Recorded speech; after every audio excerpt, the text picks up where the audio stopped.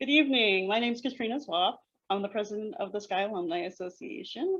I want to thank you for joining us tonight for a conversation with our 2021 Distinguished Alumni honoree, Smita Banerjee. Before we really jump in, I want to let you know that tonight's event is being recorded. And I'd like to tell you a little bit about the Alumni Association. The main mission of our organization is to support the students, faculty, and staff of SC&I, as well as encourage alumni to stay connected to Rutgers University, SC&I, and the next generation of students, as well as other alumni. Each year, the SC&I Alumni Association hosts a Distinguished Alumni event to honor a notable alumnus and recognize renowned contributors to the fields of communication, journalism, information technology, and informatics, library science. This is also an opportunity for you to hopefully reconnect with former classmates, professors, and friends while exploring the changes to SC&I and learning about the plans for SC&I's future. We're honored to have SC&I's Dean, Jonathan Potter, with us to say a few words. Dean? Hi, everyone. I hope everyone can see and hear me. A classic piece of Zoom turbulence at the start of this. We've all spent a year getting used to Zoom turbulence and WebEx turbulence. And just at the time we'll have all fine-tuned the skills, then we won't need to do it anymore, hopefully. So welcome all to this Distinguished Alumni Award event honoring Smita Banerjee, which will be great. Great presentation coming up. But I want to say a few things to start with. As Katrina said, I am the Dean of the School of Communication and Information. I've been here for nearly 6 years. It's been an enormous honor to be in that role and to be part of such a wonderful school. Some of you I'll have met before, and some of you it will be a completely new experience, but exciting. I'm not going to spend a lot of time today, as we've got a talk that I think will be really engaging and interesting, stimulating. But I do want to thank those alums who are involved here for your continued involvement with SC&I.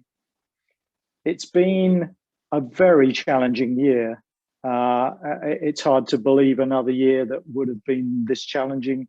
You know, maybe the financial crisis was trouble in 2007-8 or World War II, but really this has been a body blow to the institution, and at times it's felt it never end. I still have my fingers very firmly crossed that it will end. One thing that's really been wonderful is that our very well-established expertise in online delivery has allowed us to pivot in a way that's protected the quality of our teaching and to deliver a very high quality teaching in an environment that's been really very difficult. I can be really proud of, I am really proud of the way our faculty and staff have stepped up to that challenge. And that's both intellectually, it's been creative, they've solved problems, they've thought of new ways of doing things. It's also energetically the extra work involved in this year when most people here have been taking cuts to their salary for furlough and so on to help out the institution, which has been wonderful. That energy has been incredible. And of course, emotionally, it's been a very tough time for us emotionally to live through this, to be separated off, to not have the same kind of close-knit community that we've had, to work out other ways of doing that, quite apart from our own individual family stresses and anxieties and pressures that come from this. So in the midst of this pandemic, we were able to launch the new Master of Health Communication and Information, which ironically, but rather wonderfully, is designed to build on our connections to RBHS, Biomedical and Health Sciences, and Barnabas, and to think about health and information in the broader communication and informational context that we now live in. And COVID has absolutely underlined how important not only is the brilliant medical research, and of course Rutgers has been right at the forefront of some of the new developments, but actually also the systems, the way in which information has been brought together, the way in which communication about who's eligible for vaccine and so on. We've been able to chart that and understand what's going well and what's not going so well. More broadly, and looking forward to the future, the school is still expanding. We recruited a data scientist onto our tenure track last week, and I'm in conversation with 2 more data scientists. I say data scientists, these are broadly computational social scientists, people with a focus on data and human life. And in the coming year, we will be hiring in the areas of communication and journalism and media. So we're still building up the school.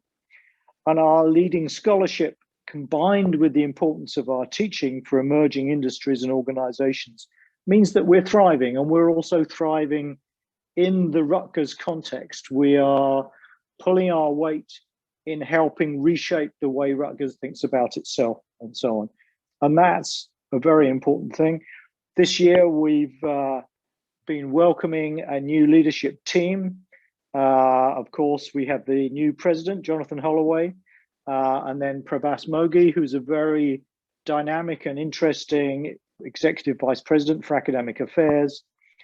Closer to New Brunswick, we have, of course, a new provost in Francine Conway, who's wonderful, very attentive. And that team, I believe, has got a lot of the skills, the vision to help Rutgers move forward, and particularly to address some of its complicated organizational challenges as it grows and expands and has a lot of continuing growing pains. Before I hand over to Leah, I just want to recognize the importance of alumni to our mission. Assistant Dean Rob Eccles, who I believe is somewhere out in the ether there, and I have sustained our alumni links this year and found that the care and the concern expressed amongst that community has actually been quite moving. The people want to help, they're concerned about us, our staff, our faculty, and most of all, our students. And they've really stepped up and supported in that way. So a big thank you to all of you. And now I won't take any more of your time. Delighted to be part of this event. It's a very exciting event, and I'm going to pass you over to Leah for the next bit. Thank you, Jonathan. I'm Leah Stewart. I'm the chair of the communication department, and it is my pleasure to give you a little background about Dr. Banerjee, this year's Distinguished Alumni Award winner. Smita is an accomplished scholar who has had an interesting career path, which began with an academic appointment first at Montclair State University and then the University of Lincoln in the UK.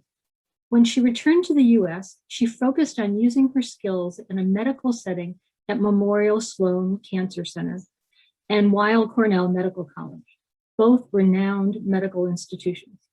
She is currently an associate attending behavioral scientist in the Department of Psychiatry and Behavioral Sciences at Memorial Sloan Kettering Cancer Center.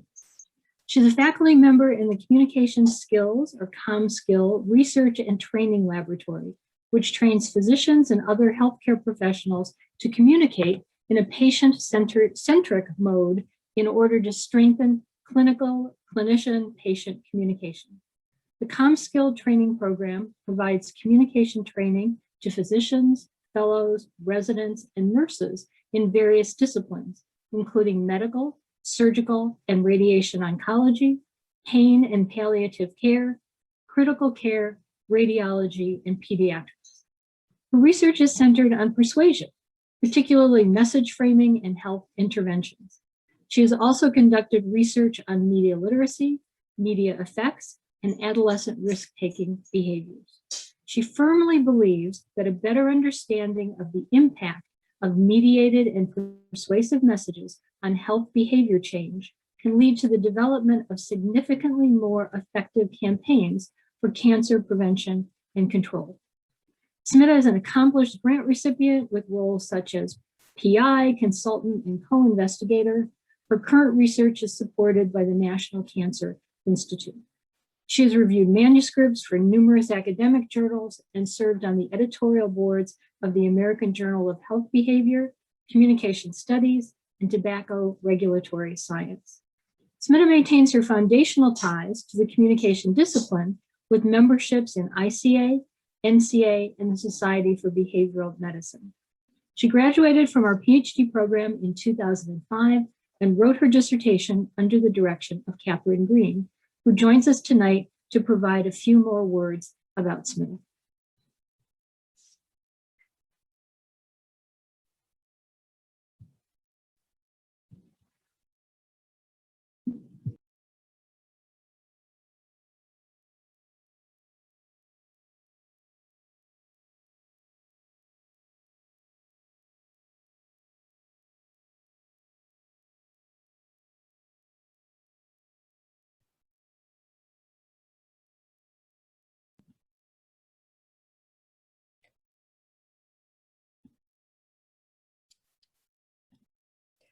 Thank you, Leah. I appreciate the opportunity to introduce or continue the introduction of Dr. Banerjee. It was my pleasure to be able to contextualize this a little bit more so that we have a chance to think about sort of Smita, the person. So Smita came to us as an interdisciplinary student. So she was in journalism and media studies and took health communication. So as Leah noted, she worked in persuasion, but now she's also deeply embedded in interpersonal communication and some training. As a student, she was a pleasure to work with. She was attentive to detail, was able to generalize across feedback, always took the time to read things that you asked. And if you're looking for indicators of commitment, this is someone who took a 3-hour train ride generally every time she came to Sky, and that was the one-way part. And now she's a very fine translational scholar focused on disseminating real-world research. Most recently, she has a 2% NIH scored stigma project looking at how physicians respond to lung cancer. That's the scholar. Let me think about the person for just a minute. So I decided to bring visual aids because I thought it was a good opportunity to personalize this a little bit more. So I believe this one was ICA Puerto Rico. Was one time we had an opportunity to cross paths again after she had moved on.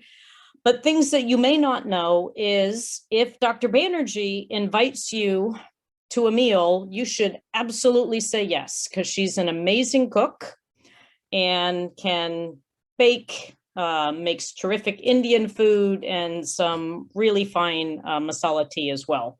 So our team functions quite a bit around food, so that's always important.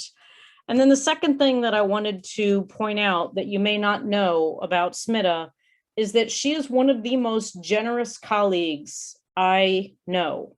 So every time I have asked her to interact with a student or to follow up with someone, they've always returned with positive feedback about what an amazing interaction it was and how she was willing to spend her time. So she has taken the mentoring and is paying it forward in many ways. But fundamentally, I'd like to listen to her reflections and, let us hear from her what her experience has been like. And it's truly been an honor to work with Smita. I consider her a colleague and a friend.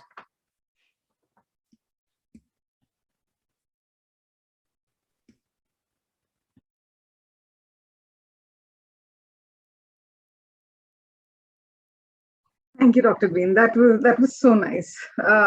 Also, thank you so much to Dr. Stewart for such kind and generous introduction.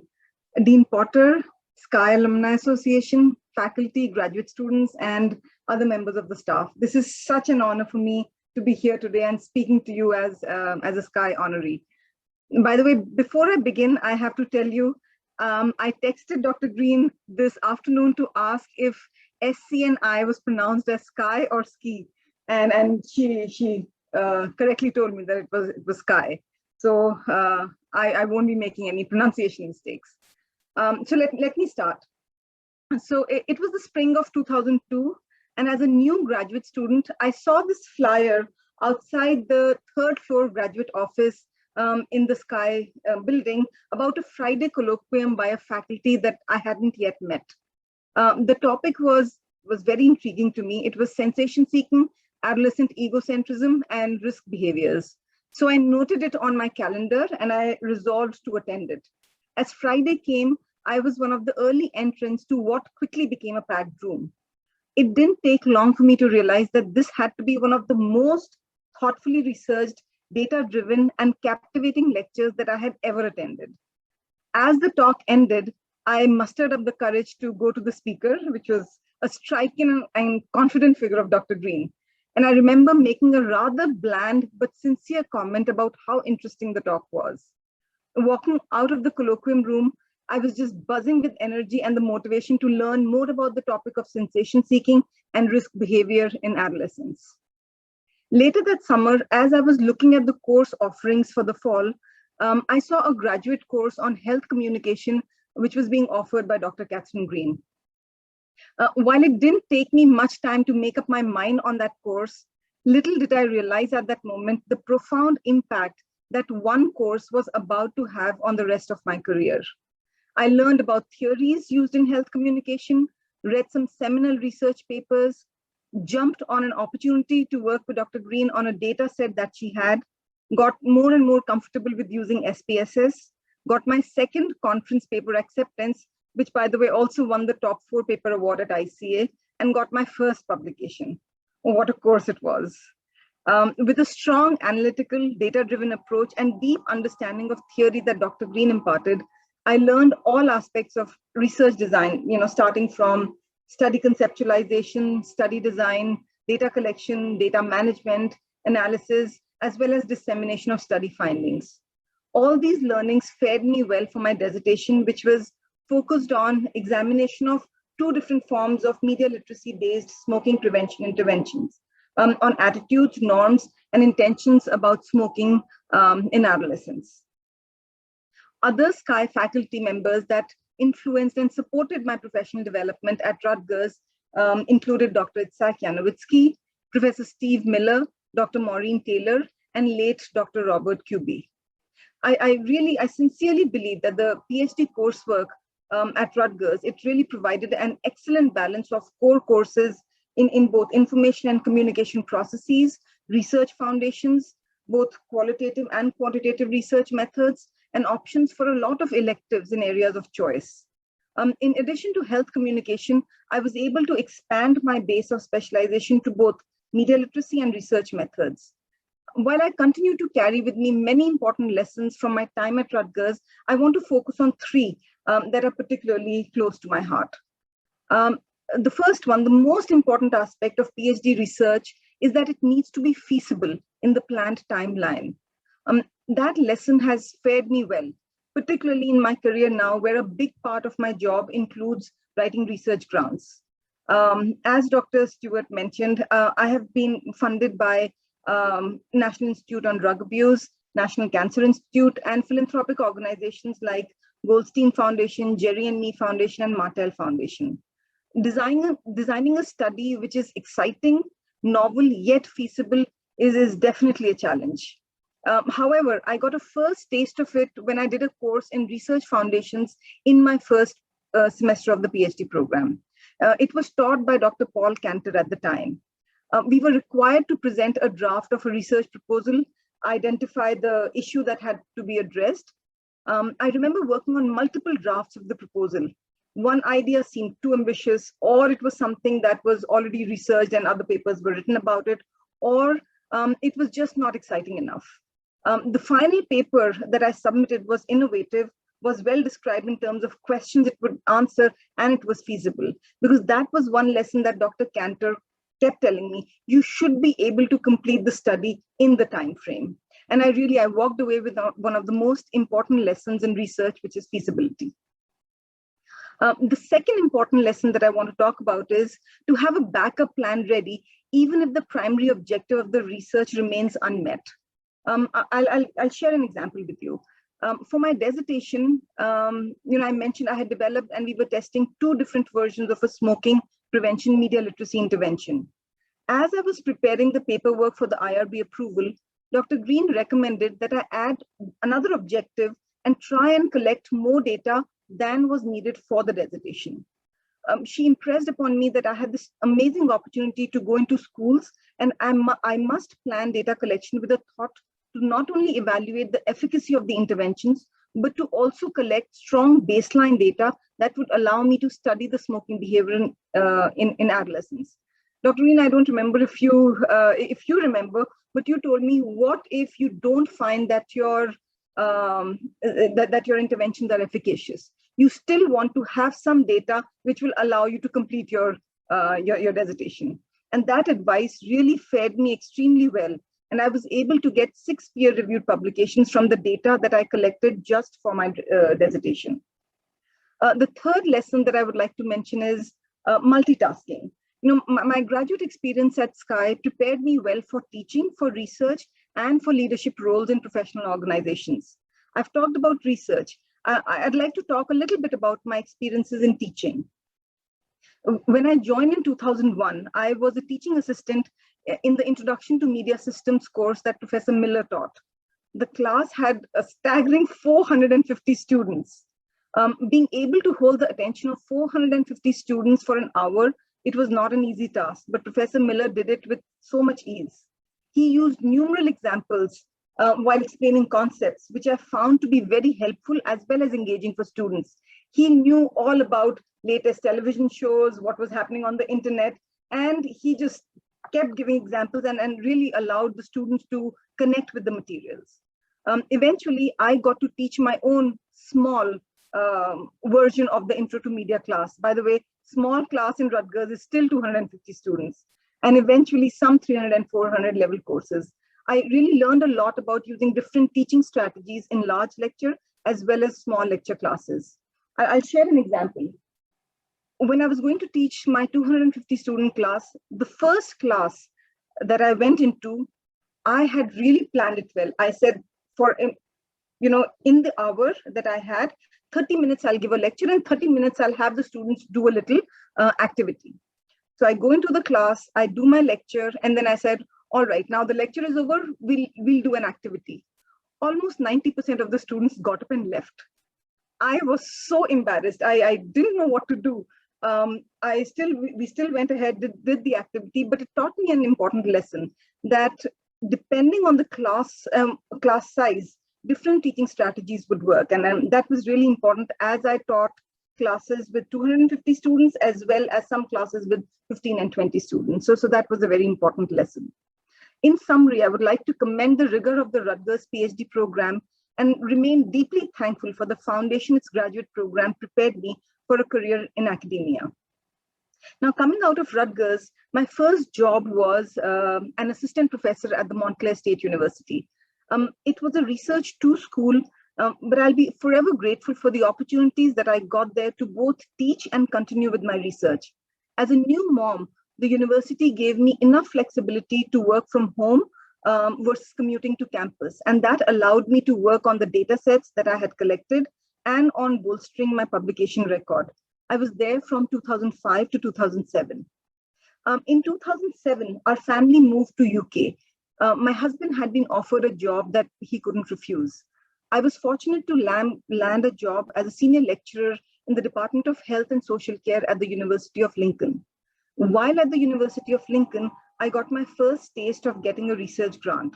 It was from Martell Foundation. It was a small research grant, And the grant was aimed at examination of transportation effects. Transportation basically is a form of experiential response to narratives and is similar to media flow, absorption, or involvement. And I also looked at affective and cognitive responses of young adults to anti-drug testimonials that were either written in first person or third person. There's a popular saying in India that the tiger that has once tasted blood is never sated with the taste of it. It was the same thing with grant writing. Soon after receiving the grant from the Martell Foundation, I applied for another grant from Alcohol Education and Research Council and got the grant. The funded study aimed at continuing the study of narrative health messages and aimed to compare the efficacy of anti-alcohol narratives that differed in locus of effect, whether it was for self or other, type of effect. I looked at emotional versus physical, gender of protagonist, and gender of participant in terms of transportation effects and other affective and cognitive responses to the narratives. I was at the University of Lincoln from 2007 to 2009, and in March of 2009, we returned to the United States. I came back with data from 2 studies that I had collected in UK, but I had not yet had the opportunity to work on data analysis. Our second daughter was born there, and she was 2 months old when we moved. While I was home, I got the opportunity to continue to work on the data that I had while being at home with our 2 daughters. I was also applying for jobs. I came across this behavioral scientist position at the Communication Skills Training and Research Lab in the Department of Psychiatry and Behavioral Sciences at Memorial Sloan Kettering. The eligibility criteria included PhD in health communication. Seemed like a dream job, but it was such a long shot. What would I do at a cancer hospital? I was not a clinician. I had never seen patients before. I didn't know. But I thought I'll give it a try. I'll give it an honest try. So I went to meet with the director of the Communication Skills Lab, and that was Dr. Karma Bailand, and she also had a health communication background. I learned a key lesson in positioning and framing in the process of job search from her, and I'll tell you how. While I was applying for the jobs, I had framed myself as a health communication researcher with growing expertise in risk reduction messages. My research till then was primarily focused on health message design for smoking prevention, indoor tanning prevention, and alcohol and drug use prevention. And I had done some work in media effects as well. Karma advised me to reframe myself as a cancer prevention researcher because she said smoking prevention can also be described as lung cancer prevention work, and indoor tanning prevention can also be reframed as melanoma prevention. So I went back, rewrote my letter of application for the job, and then I formally applied. I was fortunate enough to get the job, and I've been at Sloan since March of 2010. My research work at Sloan started with understanding socio-cultural reasons for smokeless tobacco use among South Asian immigrants in the United States, and I got my first grant there from Goldstein Foundation.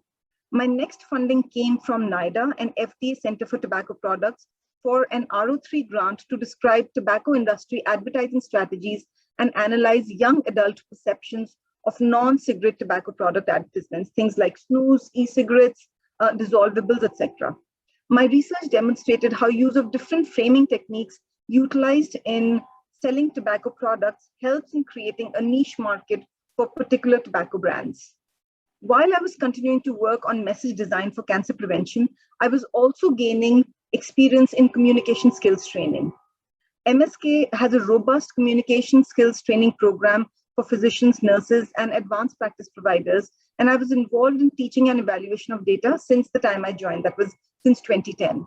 I spearheaded the curriculum development for nurse training. When I joined, we only had a training program for physicians, but then I started working on a curriculum for nurses, and now we have expanded into advanced practice providers as well.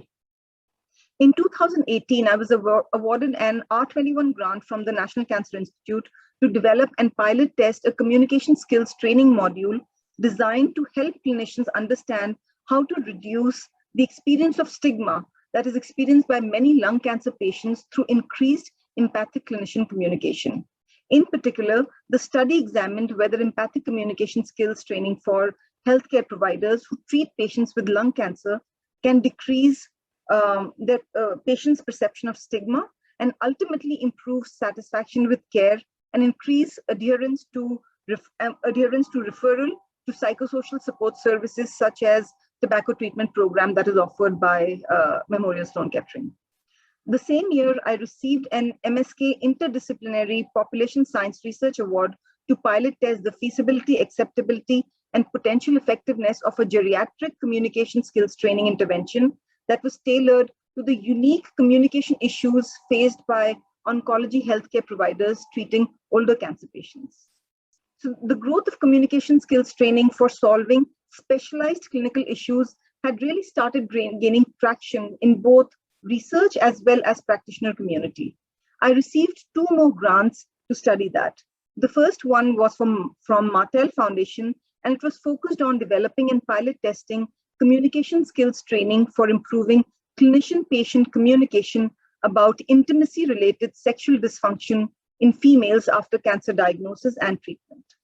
The second grant was from Geri Me Foundation to adapt and pilot test a communication skills LGBTQ sensitivity training program to prepare oncology healthcare practitioners to communicate empathically with LGBTQ oncology patients. My recent funded grant is an R01 from NCI that builds on the R21 that I had previously received and is aimed at conducting a national multi-site clinical trial testing the effectiveness and implementation of the empathic communication skills training to reduce lung cancer stigma. So in short, that's my research. As I conclude, I just want to thank you all again for making the time this evening. Receiving this award is such an immense honor for me. I have this award right here. The skills I picked up during my days of research and apprenticeship at Rutgers, it continues to help me with my research and professional progress to this day. And for that, I'll always be obliged. Thank you once again. I'd love to take some questions if you think we have time. Thank you, Dr. Banerjee. My name is Leah Papamarco. I am the treasurer of the SC&I Alumni Association. I am going to be your moderator for the Q&A session. So if you have a question, please enter it into the chat. I will be reading the questions to Dr. Banerjee. And to kick it off, well, we already have one. So what does a typical day look like for you at Memorial Sloan Kettering's Cancer Center? So I'll talk about the pre-COVID day and now the COVID day. So pre-COVID, so Sloan is, it's interesting because I'm still working in academia, but it's a hospital setting. So typically the day starts at 9 a.m. and I leave office around 4 p.m. Faculty members typically get 1 day to work from home. Usually that used to be my Wednesdays. And we, in both fall and spring, we have communication skills trainings at least twice a week. And the rest of the time, and the days we have communication skills training, I may be involved for the whole training, which may begin at 9 and end at 4, or I may be teaching and facilitating only portions of it. So that really varies, depends on what courses are being taught. Other days, I have ample freedom to work on research papers or do some administrative work. So that is completely open for me. Now that we have transitioned to Zoom, working remotely, we are still, initially we had to cancel some of our trainings because we just didn't know how to do that, but we've been able to do everything virtually. And we are back to our full load of training now. So we are still doing 2 to 3 trainings. This week we had 3 trainings and our next training is tomorrow at 8 a.m. So we are back to our full schedule of trainings. And then the rest of the time I'm able to kind of work on research papers, grant writing, and so on and so forth. Thank you. Can you talk more about your work in improving sexual and gender minority sensitivity for oncology healthcare providers?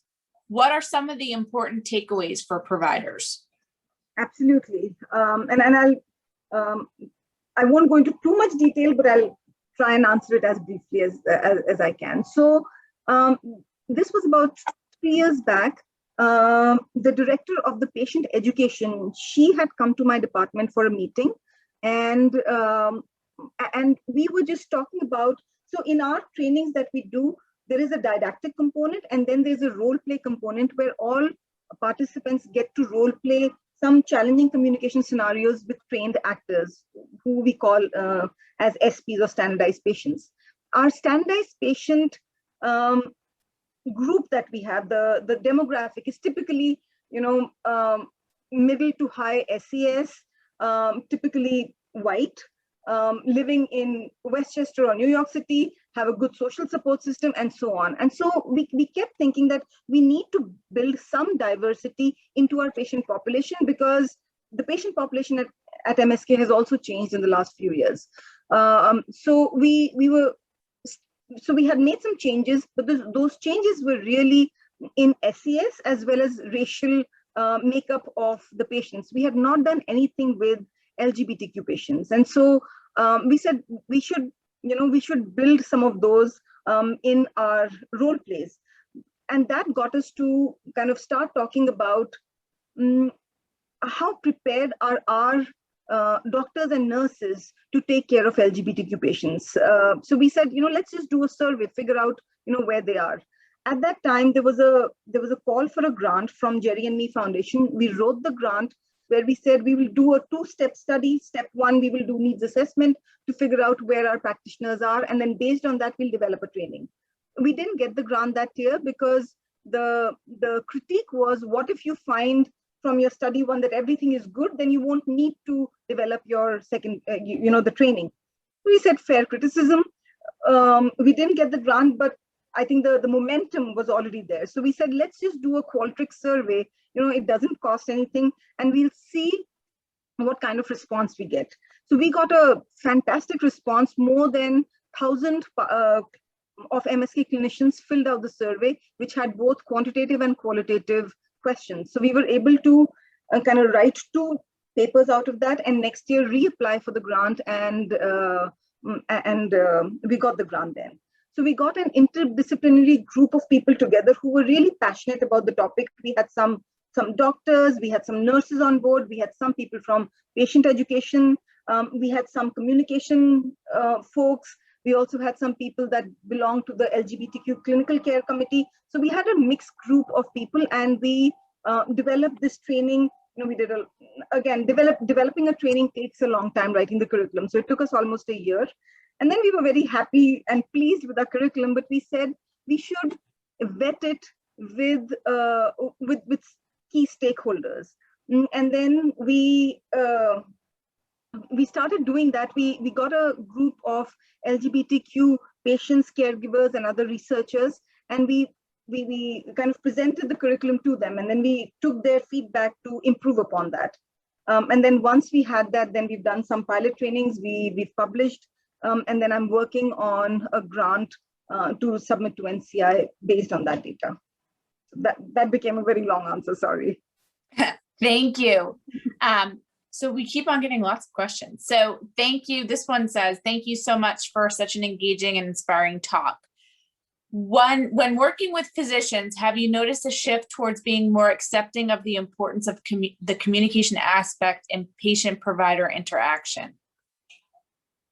Absolutely. I have to say the doctors and nurses are extremely open and willing to learn. Initially, I was skeptical, and we will still get 1 or 2 people that are just not interested. But overall, they are very interested because they do realize that a lot of challenges that they have with patients and families can be sorted by kind of fixing the communication issue. So they are very open. We've not had a problem with that. Got it. I think that there was a question before that, kind of a similar theme. How well have the Sloan physicians accepted? I'm wondering how well the Sloan physicians accept the idea that their communication skills affect health outcomes. Are there particular experiences that help them see the value of it? So I will not take the credit for this. I think the communication skills lab, they are a very well-oiled machine. And when the lab was set up, at that time, Dr. David Kissane, he was the chairman, and he literally went knocking on doctors' doors, particularly the senior doctors' doors, to ask them to come for the training and become facilitators with us. And I think because we work so much closely in contact with senior physicians, that there's almost this top-down approach where the new faculty coming in, the junior faculty, as well as the new attendings that join the hospital, they see their senior mentors as all part of the communication skills lab, most of them. And they come and co-facilitate the trainings with us, which really kind of works towards signifying the importance of communication. And so we see a big kind of an openness to learning about communication. We also have some modules that specifically talk about clinical challenges, things like how do you deal with adverse effects? How do you communicate adverse effects to patients and families when there's been an unanticipated death or somebody died on the surgical table, etc. And clinicians find those very, very helpful. Thank you. Hold on, I'm just trying to go. How has CommSkill integrated this current shift to telehealth visits? So we've done this in two ways. One is we put all our PowerPoints online. I mean, so that was not the easy, and that was the easy task. And then we retrained all of our actors in doing role plays over Zoom. We use the breakout function, and then we continue to do small group role plays where each individual gets an opportunity to do the role play, because role plays are really kind of key parts of all of our trainings. So we've been able to put all of our communication skills training online. But the other thing that we also did was we developed a communication guide, almost like a communication resource for how do you communicate with patients using a video conference functionality as well as communicating over phone. We published on that in Journal of Cancer Education, and then we started offering individual coaching sessions. It's almost like office hours. So now we have 4 of our faculty members from CommSkill. We hold individual office hours that clinicians, anyone, doctor, fellows, nurses, they can sign on for half an hour. They get one-on-one time with us. There's an actor there. We go through an individualized training program where they get to do a role play with an actor, and then they get feedback from us. We walk them through what are some kind of important steps in communicating using telehealth. So we've been doing this for the last few months now. Thank you. I have a question of my own. Has your work changed in terms of research since COVID, the pandemic? So the work has changed. Some of the things that we used to think that it would be so good if we could do some of these things online, virtually, so that we can, it would be easy with dissemination. We have been able to do that now. So in that sense, COVID has really helped us kind of get out of the box. Even the RO1 that I've recently received, that all the trainings, it's a multi-site grant, and we'll be offering all trainings virtually. Before, in the first submission, we had thought we will go to each site and do the training. But then after learning how to do this virtually, when the time came for resubmission, we said we'll do this virtually. We've been doing it for the past 6 months. This is our data. We've been able to kind of show a comparative data between, participant feedback for online training versus in-person training. So we showed that, and reviewers accepted that. So that has been very good. Thank you. Any more questions? I think we have time for 1 or 2 more.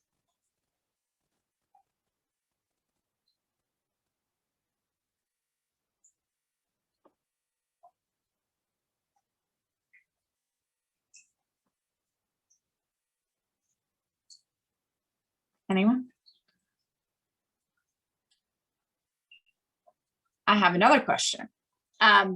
And I don't know if you work in this field, but how do you think, will you have any other research in terms of vaccine and any of the vaccine rollout? I don't know if you work in that field, but how do you see your work kind of dovetailing with that?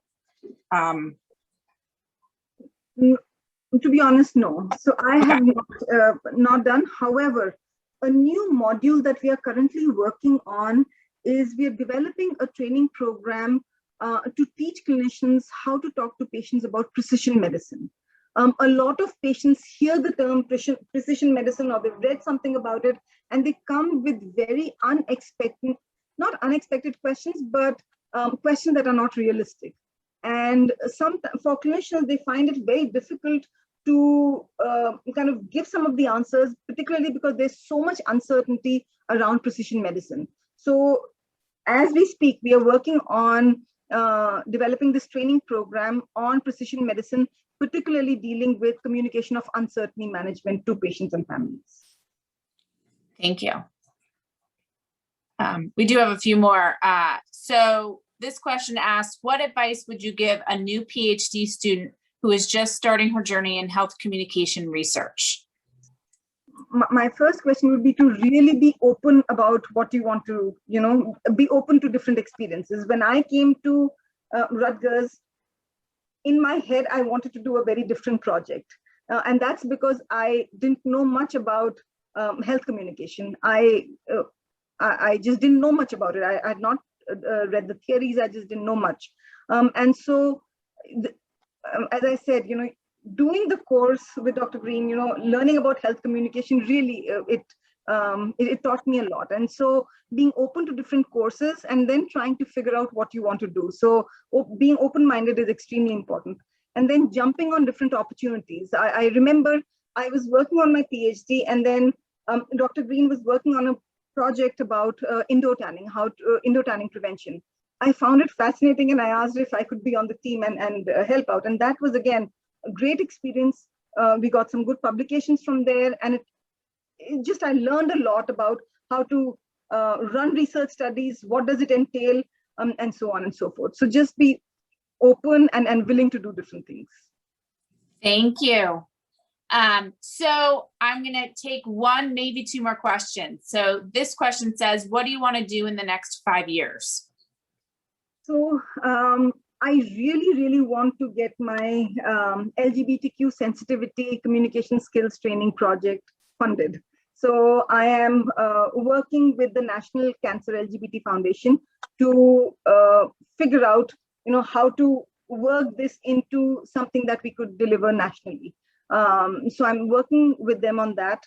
As I said, we are, we did some pilot trainings with intimation, sexual health communication. We've done that for female cancer patients, and tomorrow, actually, the first training is with talking about sexual concerns with male cancer patients. So those are two topics. Again, those are very interesting. Eventually, after doing the pilots, we want to write a grant on dealing with sexual health issues of both male and female patients. So that is in the next 5 years. That is one area that I also want to go into. So besides the LGBTQ sensitivity work, this is the next work that I'm kind of very interested in. Thank you. Okay, one more question, and I'm going to kick it over to Marie Radford to close it out. What has been your biggest challenge in your work? So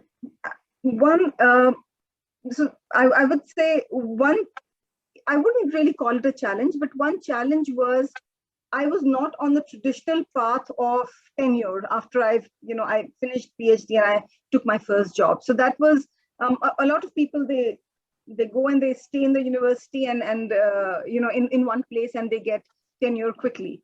I didn't do that because we moved to UK, etc. But I don't have any regrets for that. If some of my other colleagues that did PhD with me, they're already professors, but that's okay. It is. I was not running after the title, but the experience of working in different places has actually been very rewarding. Another challenge when I joined Sloan, one challenge was for me was I had never taught doctors and nurses. I had only taught students, and I was extremely nervous. I said, I know nothing about cancer. How will I teach them? What will I teach them? So it was challenging for me to learn communication skills training from ground zero. I had no idea about what it was. And then kind of gain experience in that. So, but again, it has been a fantastic learning experience, and I cannot say enough about my colleagues at Sloan. They are absolutely wonderful. Great, thank you. So thank you so much for your time. I'm going to ask one thing of you. Can you put your award, and we're going to take a screenshot.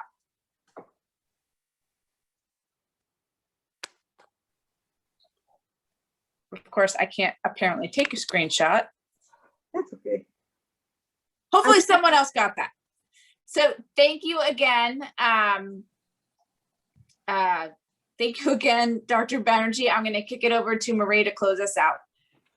Okay, thank you, Leah. So this was just delightful, Smita. Thank you so much for coming back to Rutgers. You know, we're really, it's a wonderful evening that when we always bring our distinguished alumni back and hear what they've been up to, and all of your amazing you know, achievements. You talk about getting grants like you know, got a new haircut or something. You know, I know this is very, very, the grant funding world has become a lot contracted during COVID and, you know, following the Great Recession and so forth. So this is a very, very distinguished record indeed. We are very, very proud of you at Rutgers. We are really, oh wait. Oh, I'm sorry, someone said can't see you, so I thought maybe if I close my video. Oh, if you put the gallery, you can see me. Yes, I know this is kind of interesting experience here where some people can be seen and some people can only enter into chat and so forth. It's kind of unusual, but I think it's the Alumni Association. They do it to make sure that everybody is safe and all that too. So I just, you know, it reminds me that when we start our PhD journey, sometimes we're really not even sure where it's going to take us. You know, and we find our wonderful mentors like Dr. Kathryn Greene and the others that you mentioned. Bob Kuby was a huge part of the journalism department. It was nice of you to give him a shout out. We miss him. We all miss him very much. And I wanted to also thank Dr. Leah Stewart for her words tonight, and Dean Potter for his kind of introduction and letting people know what's going on and so forth. So I guess there's not really that much more to say. So thank you, Smita. Again, we're really so delighted that we were delighted to award you this, this distinguished honor, and also to remind all of us the important work that our alumni are doing throughout New Jersey and throughout the globe as well. I'd like to also thank all of the attendees that we have here tonight, and really encourage them to become active in the Alumni Association. We're always looking for people who want to join us on the executive board. We have our president here, Katrina, tonight, our treasurer, Leah, and our other, we have Jennifer. Jennifer Sneed is here, but not on the panel. She's our vice president and so forth. Ron Jantz is also on the board. So I wanted to give an extra shout and thank you to all the hard work of all the alumni board that's been done over the past year to make this event also possible, and the other events that we've had. So I just want to say that we really, really hope with all of our hearts that we will have this event next year together in person.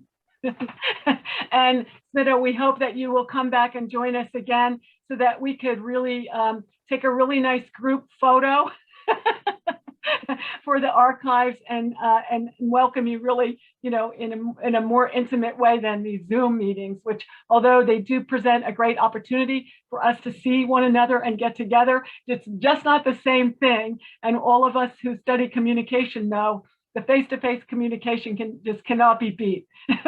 But thank you for all of your work. It is so important. I love it that you're going to be doing more work in the LGBTQ community. This is really needed, and trans community and so forth, in seeking medical help, because sometimes they're avoidant because of these you know, stigmas. And you talk about stigma for cancer patients and so forth as well. That's another really important area, critically important area for people's health and well-being. So to all of you tonight, you know, take care of yourselves.